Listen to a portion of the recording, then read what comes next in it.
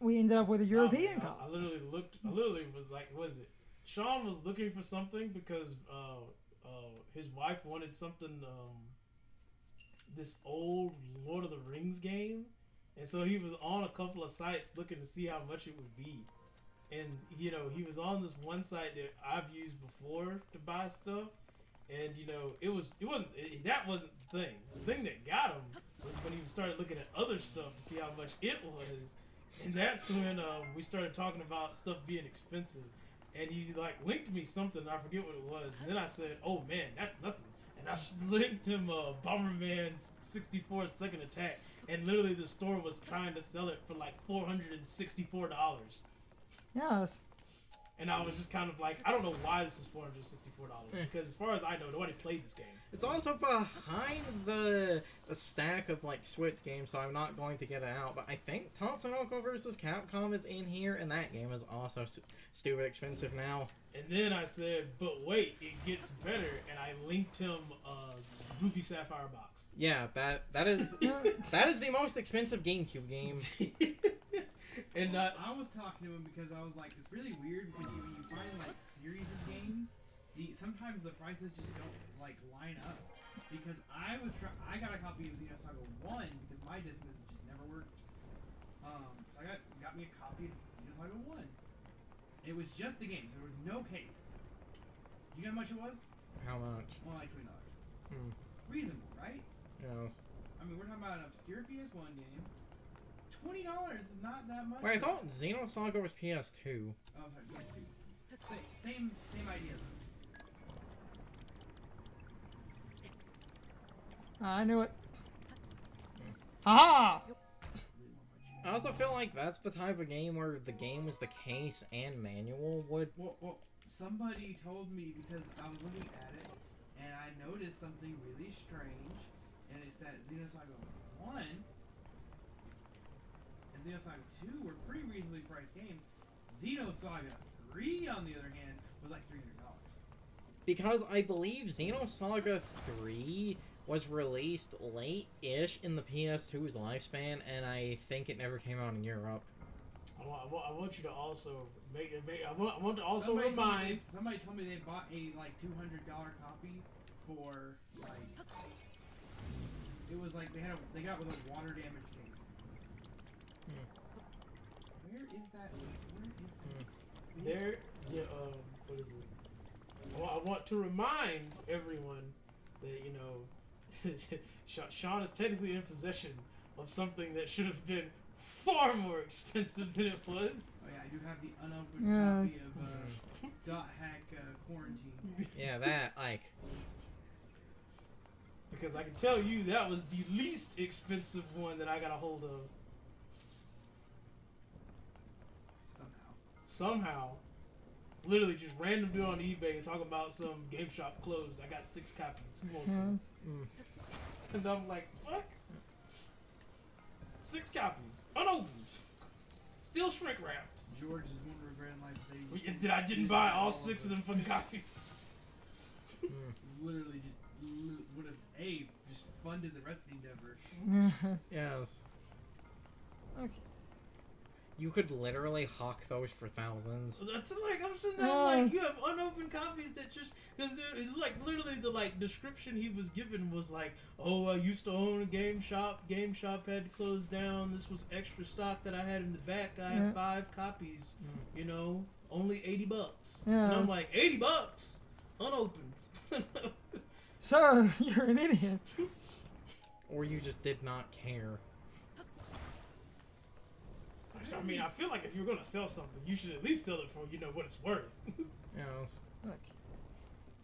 So I'm pretty sure, especially with it being unopened, that quarantine trumped any a thing we personally own. Well, I mean, I'm sitting there and I'm just kind of like, man, how do you have an unopened copy of this shit and you're only selling it for $80?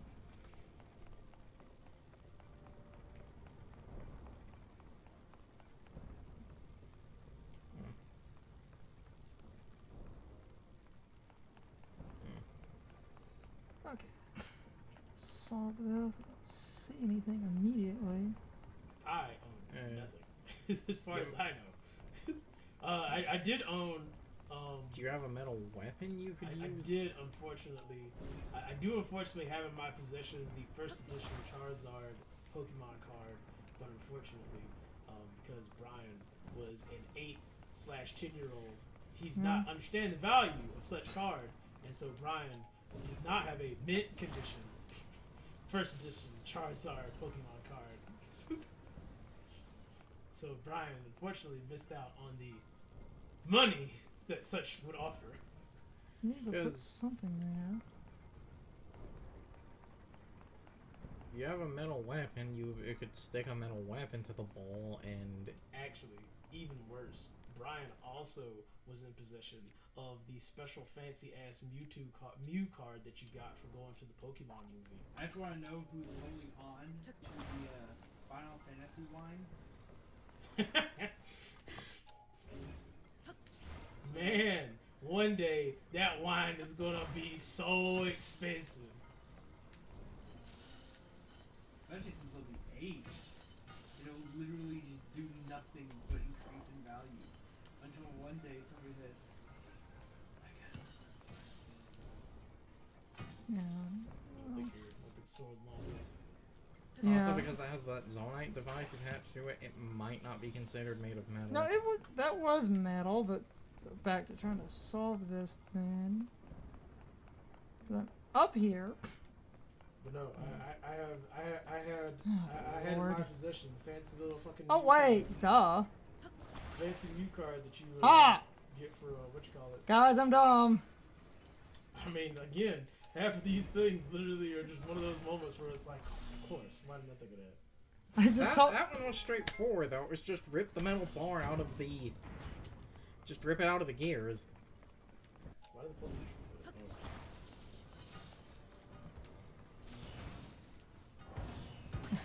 Okay. Oh, because physics. Because physics, yes. Yeah. Oh, well, hey, I solved it. It's just Yeah, that idea will work. The ball just has to be stuck on it in a way where it doesn't flip out. Like that. physics. Guys, I'm an idiot. Hmm. We'll be wrapping up in a minute. here. But you know, just like the Charizard card, unfortunately, 8-year-old/10-year-old Brian also did not understand the value of such a thing, and so that is also not mint condition. Though, talking about other games that we all know would be valuable, I think in that stack of Wii games that's in here, Prime Trilogy is also in here, and that's, you know, rather valuable now.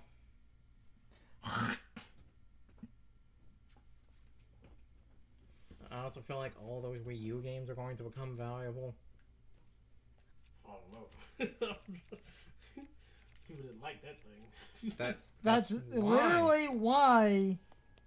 What do you mean why? I don't know why, man. People didn't like it. People didn't like the GameCube either, and this game is over $250 now. Whoa. People love the GameCube. People love the GameCube now. What do you mean? People love the GameCube then? No! Smash Brothers Melee. The Mario GameCube is Sunshine, one of Nintendo's Metroid worst selling Prime. consoles. How? I thought. How? Because Last time I checked, No. I could have swore the Wii U was literally the worst selling console. I think the Wii U might be the only thing that beats it. Okay, no, actually, remember, we're all wrong. Nintendo's worst selling console is the Virtual Boy. I think. Man, the Virtual Boy. I believe that. The worst selling console Nintendo made is the Virtual Boy. Wii U does not have a lot of sales, but GameCube was one of the worst. Nobody liked the GameCube. It's just in hindsight, because of games like Melee, people...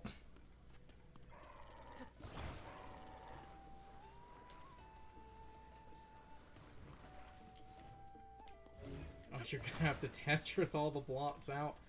Oh, hey, those make good materials to prop up the sign. That's what I'm trying to do. So I'm just sitting crab over here.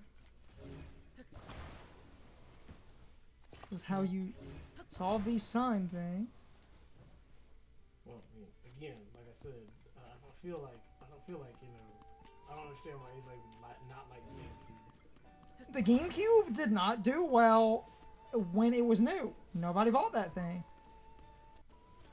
But yeah, everybody plays Melee. Melee Well, Melee, again, also is a game that, for its competitive scene, took years to get off the ground. Well, because it took years to get off the ground because nobody wanted to, because unlike every other fighting game, nobody cares about Smash Bros.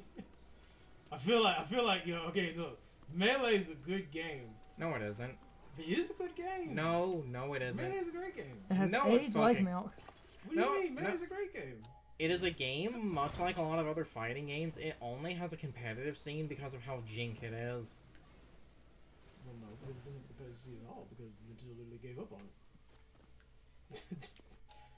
And everybody, literally, the thing you don't see at any of these tournaments anymore is melee panels. Well, Like, nobody plays Smash Bros. Anymore. And part of the reason nobody plays Smash Bros. Anymore is because the community literally got ripped to shreds of it. Everybody was literally getting exposed. Also, playing competitive Melee literally murders your hands. Like, it actually literally gave a guy arthritis. I don't remember which competitive player it was when he went to a doctor because he was having, like, hand pains. I believe the doctor said, the injuries you have, people who worked in construction have. What the fuck are you doing? I mean, insert okay, any this should StarCraft 2 literally. player. That's all I gotta say on that. Oh, one.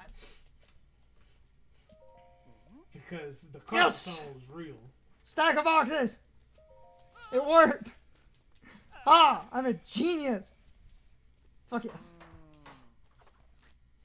Because that again, that's my thing. I feel like melee, melee in terms of competitive didn't have a problem with getting traction. The problem is that they had no traction, and despite the fact they had no traction, people built a community, wanted it to work, wanted it so bad to be a thing that eventually it became a thing. Unfortunately, right when it became a thing, a couple years later, we not only dropped like 2 more titles, but then right on the eve of all of that being a thing, there was the pandemic, and I don't mean COVID-19, where every single community personality that existed for Smash Brothers literally got exposed. Because, I loved D1. But then when D1 got thrown into it, I was like, well, shit, who's safe? I thought Hungrybox is still safe. The Hungrybox, I think, is probably the only one that's still safe. Him and Leopard, I think, are probably the only 2 that are actually still safe. Because, the D1 got thrown into it. Zero got thrown in it so bad, man didn't upload for like fucking 6 months. Until he thought it was the coast was slightly clear. You say 6 months? No, I think it was actually closer to 5 or 6 years in some ways. Well, I mean, man's literally just like straight dipped the second his name got thrown into it. Yes. He literally It didn't help that. It didn't help that. Speaking of bad community people, it didn't help that the Smash community adopted Sky, though the guy that used to be a League community person, until he literally got pushed out of League because he was being an ass. And then, the first thing he does, literally being kind of absolved into the Smash scene, is that the second this happens, he starts talking the story about how he used to live in this house with blah blah blah and Zero and this one guy, and there was this one girl, and she was like 12. And I was like, Stop talking. so yes, stop talking. Okay. The point with the GameCube, that thing did not sell well at all. And basically, every Nintendo console they released downticked and sold marginally worse than the last. So the NES sold better than the Super Nintendo. The Super Nintendo sold better than the GameCube. But then after the GameCube, the Wii actually finally started upticking because everybody had a goddamn Wii. Yeah. That was like the best. Wii Sports, baby. Everybody had a Wii, and then basically, we'll move all of these goddamn bodies. That's the funny thing. You know, I'm not gonna lie. The funny thing about the Wii is literally the fact of the matter that 90% of the people that own a Wii literally only have Wii Sports, and that's it. Do you literally have to move every box He out? was complaining about all the boxes. So, if you're going to do that, start actually connecting...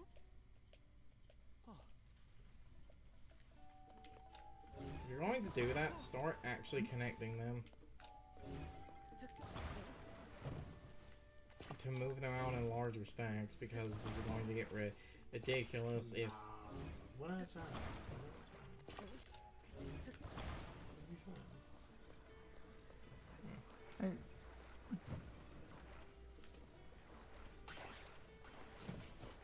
It'll be fine. Just move them out and see what happens. Because he was complaining. Yeah. Will we ever clean this all up? And just moving them outside just to see what... So that was the way he's talking. Always makes me wonder, are you actually supposed to like destroy them or something? I believe he said they contain important items. Watch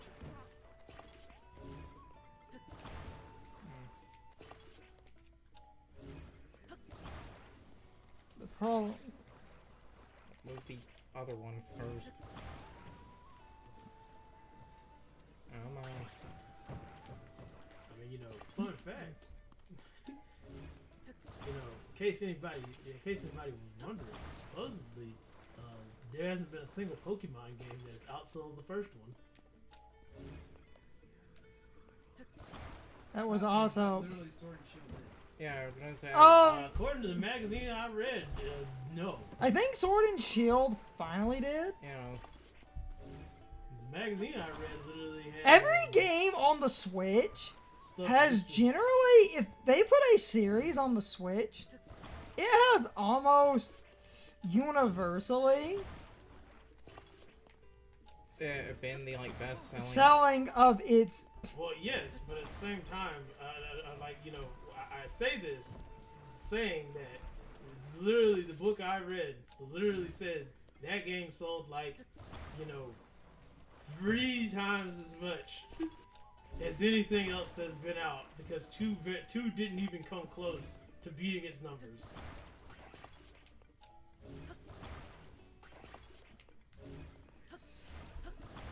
Because And the, I only found this interesting because it literally kind of was weird, because it wasn't really, ooh, you know, Gen 2 didn't sell or Gen 3 didn't sell. It was the fact that I just kind of looked at it and was like, how has nothing sold more when I think that gaming has evolved so much that I would assume that, you know, at some point people would have, Though it could. it would have easily had been eclipsed as time progressed, because not only was it easier to get a hold of such things, it was more acceptable, and people in the greater light, you know, just have more money in general for such a thing. So, you know, the idea that you know, the sales numbers that they had in the book were apparently, you know, that nothing has ever outsold the first game. I'm just kind of like, that's kind of weird. So, you know, I'm not saying that this is true or false. I'm just saying that, you know, the magazine that I looked at literally was like, you know, number, and literally all the numbers. I they had believe said the that Sword and nothing Shield was sold. finally did. Because everything on the Switch has Yeah. been selling marginally better than other entries. You want an interesting sales number thing I learned recently? Apparently, every Silent Hill game literally He sold worse than the last. So the best selling was the first one. it's time for the question of the day and my overall thoughts on the topic. So, anyway, how many of you actually owned a GameCube when you were younger? I'm trying to get a general consensus on that. since the GameCube was not the most popular console back in the day, which surprised Brian because a lot of GameCube games would go on to become quite popular in their own right. But when the GameCube was new, no one actually owned a GameCube. It did not sell that well. Nintendo basically had diminishing returns on every console they released, where each subsequent console basically was worse than the last when it came to sales numbers up until the Wii. So in the GameCube era, no one actually owned the GameCube. We did, but it was cheap, and I was basically a Nintendo fan, at least somewhat indirectly, because I had a Game Boy Advance at the time.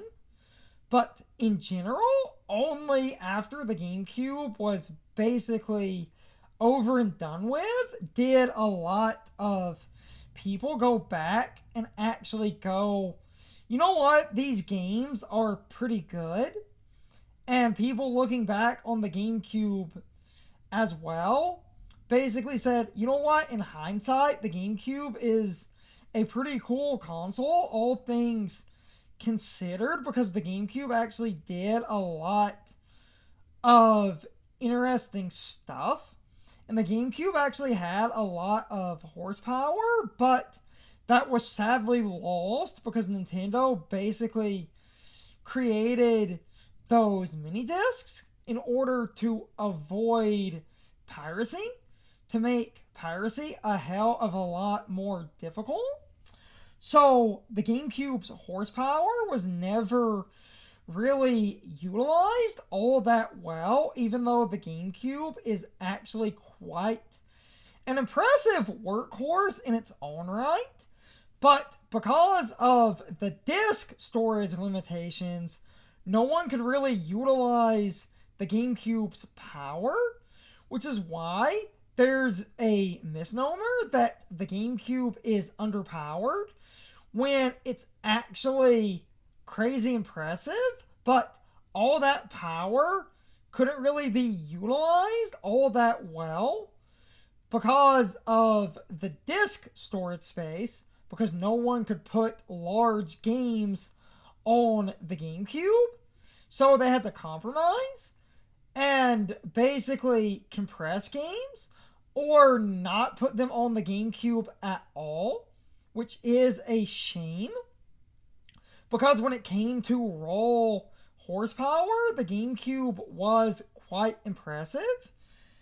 And other than the fact that the GameCube had radically different architecture from the PS2 and the Xbox, I felt like if the GameCube had actually had normal discs, that a lot more games would have basically been really good on the GameCube, because that thing could have easily been a third-party machine, because so many of the biggest games of that generation, no one tried porting to the GameCube because no one wanted to deal with the GameCube disk storage space. So the overall issue became a lack of support simply due to that, even though the power was phenomenal.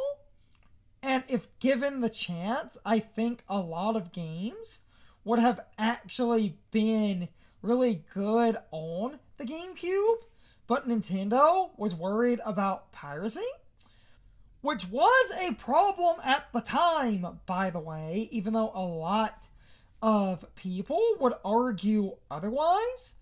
The GameCube basically didn't really have any piracy problems at the time because the GameCube was harder to crack since the GameCube was using those mini discs. No one could really pirate GameCube games at the time.